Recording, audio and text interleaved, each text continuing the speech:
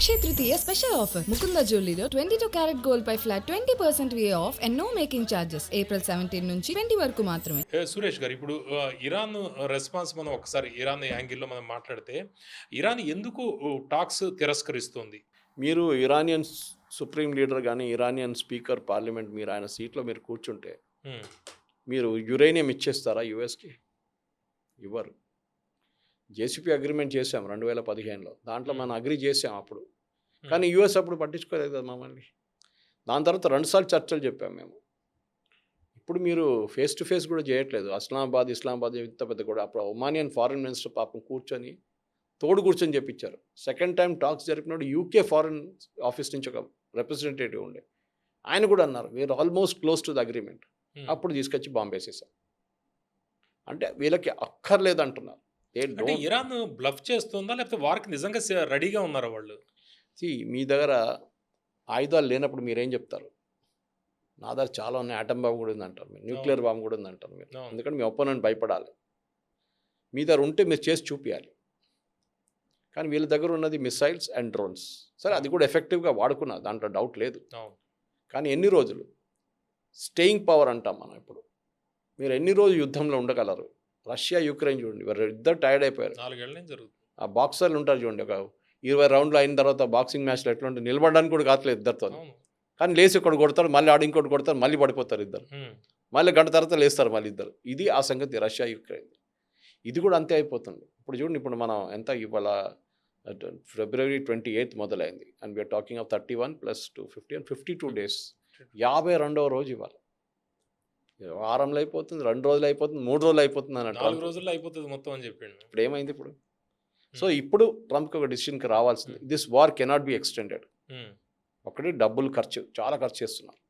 Iran ఇంకోటి అడిగారు, మీకు గుర్తుంటుంది ఏంటి, మాకు కాంపెన్సేషన్ కావాలి.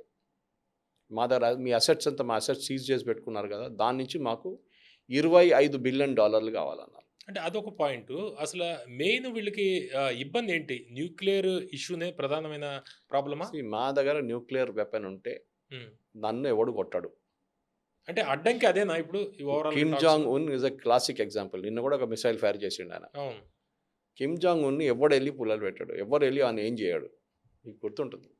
ఎందుకంటే he is knows that if you do this to him, ఆయన వెళ్ళి ఏదైనా మీరు నీడ్లింగ్ చేస్తే ఆడు కొడతాడు మిమ్మల్ని.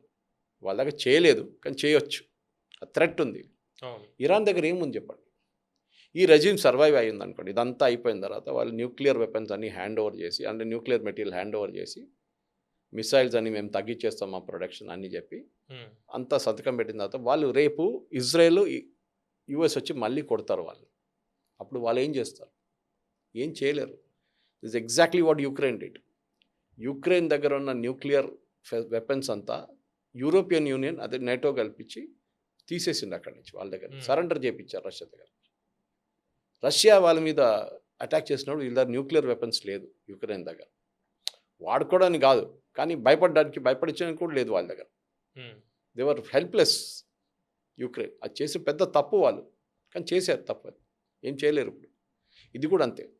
రేపు మీ వాళ్ళ దగ్గర ఉన్న ట్రంప్ కార్డ్, 2-3 ట్రంప్ కార్డ్స్ ఉన్నాయి వాళ్ళ దగ్గర. ఒకటి స్ట్రైట్ ఆఫ్ హార్మస్ ముందే ఓపెన్ ఉండే, మళ్ళీ మీరు ట్రంప్ వచ్చాడు యుద్ధం చేశాడు క్లోజ్ చేయించాడు. ట్రంప్ అంటాడు లేదు మేము ఓపెన్ చేయించాడు. ఏం ఓపెన్ చేయించాం? మళ్ళీ క్లోజ్ అయింది. సో ఆ ట్రంప్ కార్డ్ తీయాలంటే గవర్నమెంట్ని తీసేయాల్సి వస్తుంది అక్కడి నుంచి. యూ కెనాట్, ఎందుకంటే రేపు మళ్ళీ చేస్తాడు. ఏం గ్యారంటీ ఉంది మీకు? ఇవాళ సంతకం పెట్టి ఓకే నేను ఓపెన్ అంటాడు, మళ్ళీ 2 వారాల తర్వాత మళ్ళీ నేను క్లోజర్ అంటాడు. ఏం చేస్తారు మీరు? అంటే ఇరాన్కి ఈ టాక్స్లో ప్రధానమైన అడ్డంకి ఏంటి? ప్రధానమైన సమస్య అంటే న్యూక్లియర్ ఇష్యూ అంటారా, లేకపోతే స్ట్రైట్ ఆఫ్ హార్మోజ్ మీద కంట్రోల్ విషయమా, లేకపోతే శాంక్షన్స్ విషయమా? ఏది ప్రధానమైన సమస్య ఏంటి? లేకపోతే హర్మోజ్ లెబనాన్ విషయం, ప్రాక్సిస్ విషయమా? వాళ్ళకి సర్వైవల్ మెయిన్ ప్రాబ్లం. బతికి బయటపడాలి దీని నుంచి. యాజ్ మచ్ యాజ్ ఇజ్రాయెల్ అంటారు వీళ్ళు ఉండనీయకూడదు ఇక్కడ, ఈ గవర్నమెంట్ ఉండనీయకూడదు అని ఇజ్రాయెల్ ఏం అన్నమాట. వీళ్ళేమో మేము ఎట్లయినా దీని నుంచి బయటపడితే చాలు మాకు, మేము మళ్ళీ 2-3 సంవత్సరాలు మొత్తం బిల్డప్ చేసుకుంటాం మళ్ళీ. ఇరాన్ ప్రాబ్లం అది. ఇరాన్ ఏంటంటే మమ్మల్ని మీరు డిఫెండ్ చేయడానికి ఉన్న కేపబిలిటీ ఇవ్వట్లేదు, అది తీసేస్తున్నారు. రేపు ఇజ్రాయెల్ వచ్చి మమ్మల్ని కొడితే మేము ఏం చేయలేము, వాళ్ళ మీద ఒక మిసైల్ కూడా పంపించలేము వాళ్ళ పైకి. మీరు మిసైల్ అన్నీ తీసేస్తున్నారు. నేను మీకు యుక్రెయిన్ ఎగ్జాంపుల్ ఇచ్చాను. ఇది సేమ్ ప్రాబ్లం. సో ఇరాన్ అంటున్నారు మాకేం లేదు, we cannot defend our selves. మీరు యురేనియం తీసేశారు, మిసైల్ తీసేశారు, డ్రోన్లు తీసేశారు, స్ట్రేట్ ఆఫ్ హార్మూజ్ ఓపెన్ చేయించారు. మేము ఇంకా మా దగ్గర ఏముంది బ్లాక్మెయిల్ చేయడానికి మిమ్మల్ని, అది మిమ్మల్ని థ్రెటన్ చేయడానికి మా దగ్గర ఏం లేదు. సో మీరు కొడతారు మమ్మల్ని అండ్ మేము పారిపోతాం, లాస్ట్లో నా గవర్నమెంట్ పోతుంది. ఇదే కదా స్ట్రాటజీ యుఎస్కి కావాల్సింది అదే. అక్కడ రెజీమ్ చేంజ్ జరగాలి, లేకుంటే ఇదే రెజీమ్ అక్కడ ఉంటే they become more powerful now. అందరు అంటున్నారు అనలిస్ట్, దీనికన్నా ముందున్న రెజీమ్ కొంచెం మోడరేట్ ఉండే, ఇలా నాన్నగారు ఉన్నప్పుడు, అయతోల్లా ఖమేనీ ఉన్నప్పుడు. Mustafa is more hard core. ఆయన రెవల్యూషనరీ గార్డ్స్ మీద చాలా సపోర్ట్ ఆయనకు అక్కడి నుంచి వస్తుంది. సో ఆయన అటువైపు చూస్తే మీరు ఎందుకు ఆయనే బాగుండే అని అనిపిస్తుంది ఒక్కొక్కసారి అమెరికాకి. అదే పరిస్థితికి వచ్చారు. సో ఆయన ఏం చేయగలరు, ఆయన ఉన్నాడో అది కూడా తెలియదు. ఇప్పుడు ముస్తఫా ఉన్నాడో పోయాడో అది కూడా నో ప్రూఫ్. ఆయన బహుశా చనిపోయి ఉంటారు. ఎందుకంటే ఒకసారి మీరు ఆ న్యూస్ అనౌన్స్ చేశారనుకోండి, వాళ్ళ ఆర్మ్ ఫోర్సెస్ మొరాల్ మొత్తం పడిపోతుంది. ఐఆర్జీసీ అరే లీడర్ పోయింది, ఇక మనం ఏం చేద్దామని చెప్పేసి అందరు పారిపోతారు, డిఫెక్షన్స్ జరుగుతుంది. యుఎస్ అదే కౌంట్ చేస్తున్నారు. ఐఆర్జీసీలోనే ఒక స్ప్లిట్ జరగాలి. ఆ స్ప్లిట్ జరిగితే ఇటువైపు ఒకటి ఇటువైపు వెళ్ళిపోతారు అందరు, దాంతో రెజ్యూమ్ పడిపోతుంది. అది యుఎస్ మెయిన్ ఛాలెంజ్. అండ్ దాంట్లో సిఐఏ ఇస్ అన్ ఎక్స్పర్ట్. వాళ్ళు ఎన్నో రెజ్యూమ్ చేంజెస్ చేయించారు. ఇట్లా చేయించారు కానీ సుప్రీం చీఫ్ని చంపాక కూడా ఇప్పటిదాకా 52 రోజుల నుంచి వాళ్ళు పోరాడుతున్నారంటే ఇలాంటి గాసిప్స్ కావచ్చు, లేకపోతే సిఐఏ స్ట్రాటజీస్ కావచ్చు, వాళ్ళు నమ్మే పరిస్థితి ఉంది. యుఎస్ తప్పు చేశారు. అది మీరు to fight a guerrilla think like a guerrilla అంటారు. వాడు గెరిల్లా ఫారెస్ట్ లోపల నుంచి వాడు చిన్న చిన్న బాంబులు అదని తీసుకొచ్చి, లేకుంటే లైన్ మ్యాన్స్ బట్టి చేస్తే నేను మిసైల్ కొడతాను, నేను ఎయిర్ ఫోర్స్ యూజ్ చేస్తానంటే కాదు. US made that mistake starting నుంచి. మీరు ఎనిమీని అండర్ ఎస్టిమేట్ చేశారు, అదేం చేయలేడు, 2 రోజులు కొట్టంగానే అయిపోతుంది అనుకున్నారు. కానీ వాళ్ళు ఇట్లాంటి నాన్ కన్వెన్షనల్ మెథడ్ యూజ్ చేశారు, మీరు ఎప్పుడు అనుకోలేదు. స్ట్రేట్ ఆఫ్ హార్మూజ్ ఒక బాంబ్ కొట్టకుండా వాళ్ళు మొత్తం కీ తిప్పేశారు కదా అక్కడ. ఒక మిసైల్ ఫైర్ చేశారా? చేయలేదు. Just by blocking it. Threat అది కూడా 2-3 షిప్స్ మీద కొట్టారు, అది మంట పట్టుకుంది, ఆ విజువల్స్ అన్నీ పోయినాయి, లోకం మొత్తం తిరిగింది. సడన్గా టెన్షన్ అయిపోయింది, బంద్ అయిపోయింది. Straight of Hormuz close. ఎందుకు? ఇరాన్ కొడతారు, భయం. వాళ్ళ దగ్గర అన్ని షిప్స్ ఉందా, చిన్న చిన్న బోట్లు ఉన్నాయా, వాళ్ళ దగ్గర ఇంకేమైనా ఉందా, ఏం తెలియదు. కానీ just by one threat close చేసి పడేశారు వాళ్ళు. అది ఓవర్కమ్ చేయాల్సి వస్తుంది. ఓకే, ఇప్పుడు ఇరాన్ స్ట్రైట్ ఆఫ్ హార్మూజ్ని ఇంకా లివరేజ్గా వాడుకునే అవకాశం ఏదైనా ఉందా ఇంకా? ఎందుకంటే ఆల్రెడీ నావెల్ బ్లాకేడ్ నడుస్తుంది. కరెక్ట్, నేవల్ బ్లాకేడ్ ఒకటే కాదు. నిన్న మీరు చూసుంటారు, ఒక షిప్ మీద దాడి చేశారు. ఇరాన్ వస్తున్న ఒక షిప్ బయట నుంచి, దాని మీద యుఎస్ నేవీ దాడి చేసి వాళ్ళని ఆక్యుపై చేసుకున్నారు, వాళ్ళు క్యాప్చర్ చేసుకున్నారు. అది ఇరాన్ ఇప్పుడు ఏమవుతుందంటే, వీళ్ళు డబ్బులు లేవు. నేను బహుశా మీకు మొన్న చెప్పాను పవన్ గారు, రోజుకి $140 మిలియన్ వీళ్ళు వాళ్ళ రెవెన్యూ ఉండే. $140 మిలియన్ రెవెన్యూ ఉండే. ఇప్పుడు ఆ రెవెన్యూ లేదు. ఏం చేస్తారు? రెవెన్యూ లేనప్పుడు మీరు ఏం చేయలేరు. మీరు డబ్బులు లేవు, మీ ప్రజలు 80% బిలో పవర్టీ లైన్ ఉన్నారు, మీ ఇన్ఫ్లేషన్ 140% ఉంది, మీ రెవెన్యూ డివాల్యూషన్ 80% ఉంది. ఓకే, మీరు ఒక వెనిజువేలా లాగా తయారవుతున్నారు. ట్రంప్కి రెడీమేడ్ ఒక సొల్యూషన్ ఇస్తున్నారు మీరు. కానీ వెనిజువేలా లాగా వాళ్ళ దగ్గర ఒక రెడీమేడ్ ఢిల్లీ లాగా ఎవరు లేరు ఇక్కడ. రాడ్రిగెస్ లాగా ఆమె అమెరికా ఎస్ అని చెప్తే ఎస్ అంటది, వీని తీసేయంటే తీసేస్తుంది. వాళ్ళ పేపర్లో ఇంకో స్టోరీ కూడా వచ్చింది ఆమె గురించి. దట్ అక్కడున్న మడూరో వాళ్ళ మొత్తం క్లోజ్ రిలేటివ్స్ అందరిని తీసి బయటపడేశారు, కొంతమంది జైలు వేసేసారని చెప్పి యుఎస్ చెప్పారట చేయమని చెప్పేసి. కానీ ఇక్కడ వాళ్ళకి దొరకరు ఇట్లాంటి మనుషులు. End of the day Iranians ఏం చెప్పినా కదా, ఎవరైనా ప్రౌడ్ రెజీమ్ వాళ్ళు ఎప్పుడు కూడా ఒక సివిలైజేషన్ ఆస్పెక్ట్లో చూస్తే వాళ్ళని ఎప్పుడు కోలనైజ్ చేయలేదు. బ్రిటిష్ కానీ, పోర్చుగీస్ కానీ, ఫ్రెంచ్ కానీ, డచ్ కానీ ఎవరు కోలనైజ్ చేయలేకపోయారు వాళ్ళు. Iran was an independent nation. కానీ వీళ్ళు అట్లా కాదు. దిస్ పర్టికులర్ రెజీమ్ ఈజ్ వీళ్ళని కొట్టుపడేస్తుంది, దిస్ నో డౌట్ అబౌట్. ఎంతోమంది ప్రజల్ని చంపారు, 45,000 మందిని చంపారు. ఇన్ని సంవత్సరాల నుంచి అక్కడ మొత్తం ఆ ఎకానమీని ధ్వంసం చేశారు. సచ్ అ బ్యూటిఫుల్ కంట్రీ, ఇంత పవర్ఫుల్ ఉన్న కంట్రీ, ఇంత ఫైనాన్షియలీ పవర్ఫుల్ ఉన్న కంట్రీ, ఇంత ఆయిల్ రిసోర్సెస్ ఉన్న కంట్రీని ఎక్కడ దాకా తీసుకొచ్చారు చూడండి. ఇప్పుడు డీడాలరైజేషన్ అనేది ఒకటి వస్తుంది, ఎందుకంటే చైనా కూడా కొద్దిగా పరోక్షంగా అది ఒకటి చేస్తుంది. అదేంటది, దాని గురించి? లోకంలో మనం ఏదైనా ఒక ట్రేడ్ చేయాలంటే డాలర్తో ట్రేడ్ చేస్తాం. Okay, $80 per barrel world currency అది. కానీ ఆ కరెన్సీని మీరు ఆ వరల్డ్ కరెన్సీని ఎట్లా వాడుతున్నారు? నేను రష్యా డీల్ చేసుకుంటాను, భారతదేశం రష్యా డీల్ చేసుకుంటాను. రష్యా డాలర్లో లేరు, స్విఫ్ట్ సిస్టమ్ నుంచి బయట ఉన్నారు. వాళ్ళు యుద్ధం మొదలైనప్పుడు శాంక్షన్. అదే బ్యాంకులో డబ్బులు వేయలేరు, ఆ బ్యాంకులు సీజ్ చేసేస్తారు అమెరికా. వాళ్ళు ఏం చేస్తారు మన దగ్గర? వాళ్ళు అంటారు ఒక పని చేయండి, రూబుల్స్లో మమ్మల్ని పే చేయండి, మనం అంటాం సరే, కానీ నెక్స్ట్ టైం మేము అదర్ రూబుల్స్ ఎక్కువ లేదు, రూపీలో పే చేస్తాం. ఓకే, నాకు ప్రాబ్లం లేదు, నేను కన్వర్ట్ చేసుకుంటాను, నీకు టెన్షన్ ఎందుకు. వాళ్ళు ఏం చేస్తారు మనకు తెలియక్కర్లేదు. సో ఏమవుతుందంటే సడన్గా డాలర్ డిసపియర్ అయిపోతుంది సీన్ నుంచి. ఎవరు డాలర్ గురించి మాట్లాడలేదు. అమెరికా బతుకుతుంది దాని మీదే పవన్ గారు.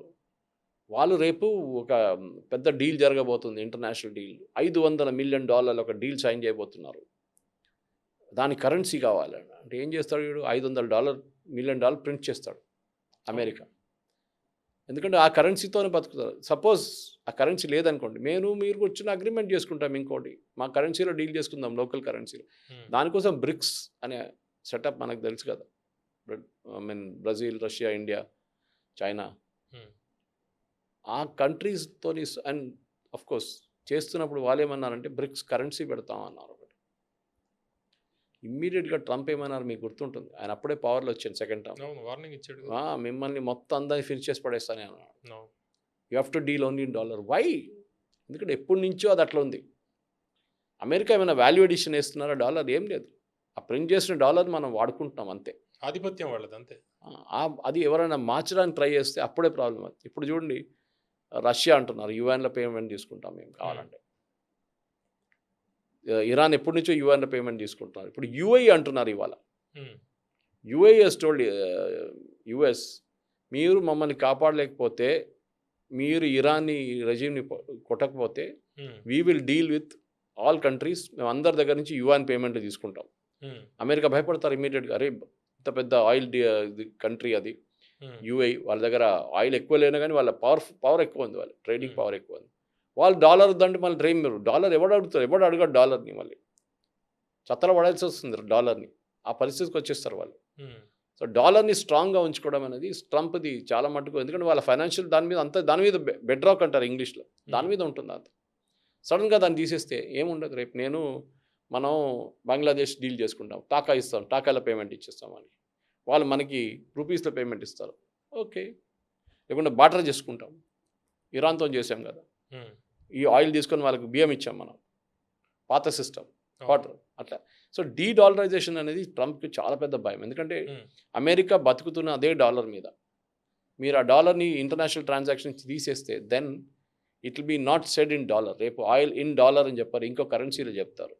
ఇన్ని యుఎన్ పర్ బ్యారెల్ అంటారు, లేకుంటే రష్యన్ రూబుల్ అంటారు, ఇన్ని roubles per barrel. Then it becomes a problem అనమాట. తల తీసేసినట్టు అవుతుంది అమెరికాకి భయం అది. ఎందుకంటే అమెరికాకి ఫస్ట్ ఆఫ్ ఆల్ వాళ్ళ అప్పు $37 ట్రిలియన్, $37 ట్రిలియన్.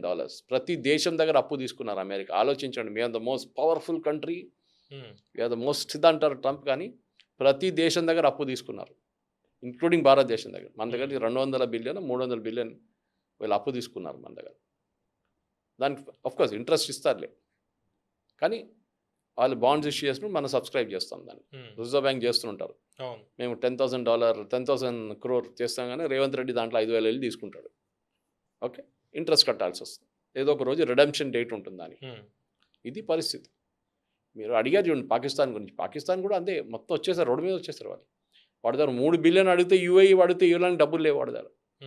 పరిగెత్తుకుంటూ సౌదీ అరేబియా దగ్గర వెళ్ళాడు పాకిస్తాన్, షబాజ్ షరీఫ్, నాకు ఇవ్వండి మనల్ని బతికించండి అంటే, ఓకే సరే 3 ఇస్తాను, మీరు ఆ పేమెంట్ అయితే వాడికి ఇచ్చేసేయండి, నేను చెప్పినట్ల 15 ఎయిర్క్రాఫ్ట్, ఒక 4,000 మందిని తీసుకొచ్చి మా సౌదీ అరేబియాలో పెట్టండి, మీ ఆర్మీని ఎట్లయినా పని లేదు వాళ్ళకి, మా దగ్గర ఉండని కొలాటరల్గా. వాళ్ళు యూజ్ చేస్తున్న లాంగ్వేజ్ ఏంటంటే మా దగ్గర డిఫెన్స్ డీల్ ఒకటి ఉంది, దానికోసం హైపోథెటికల్ కదే అంటున్నాను నేను. రేపు ఇరాన్ పిచ్చి పట్టేసి ఈ ట్రంప్ బాంబ్ చేశారనుకుంటారు రేపు సార్, మిగతా అన్ని దేశాల మీద కొడతారు, పక్కనున్న అందరి మీద, కువైత్ కానీ, బహ్రెయిన్ కానీ, ఖత్తర్ కానీ, అందరి మీద కొడతారు. సౌదీ అరేబియా కూడా. సౌదీ అరేబియా మీద బాంబులు వచ్చి పడండి, పాకిస్తాన్ ఏం చేయాలి? వాళ్ళ ఎయిర్క్రాఫ్ట్ తీసుకెళ్ళి ఎవరు వారిని మీద సౌదీ అరేబియా మీద బాంబ్ చేశారో వారిని బాంబ్ చేయాలి. ఇరాన్ని బాంబ్ చేస్తారా రేపు పాకిస్తాన్? మళ్ళీ ఏం చర్చలు నడిపిస్తారండి మీరు సౌదీ అరేబియాని ప్రొటెక్ట్ చేయడానికి ఇరాన్ని బాంబ్ చేస్తే, ఇరాన్ అంటాడు నువ్వు కూడా నా మీద బాంబ్ వేస్తాను, నేను పాకిస్తాన్ మీద ఒక బాంబ్ వేస్తాను, కరాచీ మీద చూడు అని చెప్పి. ఇది కూడా జరగచ్చు రేపు.